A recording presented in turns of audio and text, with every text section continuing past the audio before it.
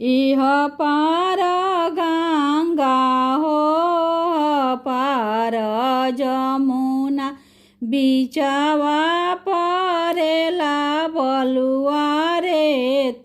इह पार गंगा हो पार जमुना बिचवा परेला बलुआ रेत। ओही बालू रेतवा में माली फूलवरिया फूलवा फूलेला का चनार। ओही बालू रेतवा में माली फूलवरिया फूलवा फूलेला का चनार। ताही तर उतरेले दुल्हा सुंदर दुल्हा हाथी तुड़ली फूलवा के डाल। ताही तर उतरेले दुल्हा सुंदर दुल्हा हाथी तुड़ली फूलवा के डाल। अरे सभावा बैठल पापा हो कवन पापा मालिन ओरहनवाली हले खाड़। अरे सभावा बैठल पापा हो कवन पापा मालिन ओरहनवाली हले खाड़। अरे बरजी नाये साहेब अपना दुलरुआ हाथी तुड़ली फूलवा के डाल। अरे बरजी नाये साहेब अपना दुलरुआ हाथी तुड़ली फूलवा के डाल।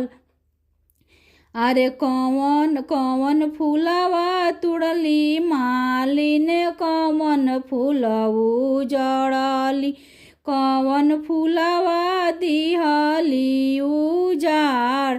अरे कौन फूलवा तुड़ली मालिन कौन फूल उजड़ली। अरे कौन फूलवा दिहली उजाड़।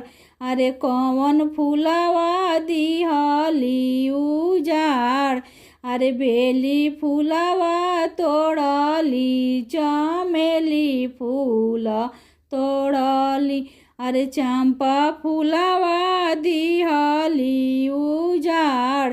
अरे बेली फूलवा तोड़ली चमेली फूल तोड़ली।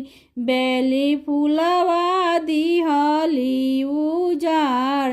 अरे जाहूँ जाहूँ मालिन अपना महलिया बघिया तोहरो देव सजाय। अरे जाहूँ जाहूँ मालिन अपना फूलवरिया बघिया तोहरो देव सजाय। बघिया तोहरो देव सजाय।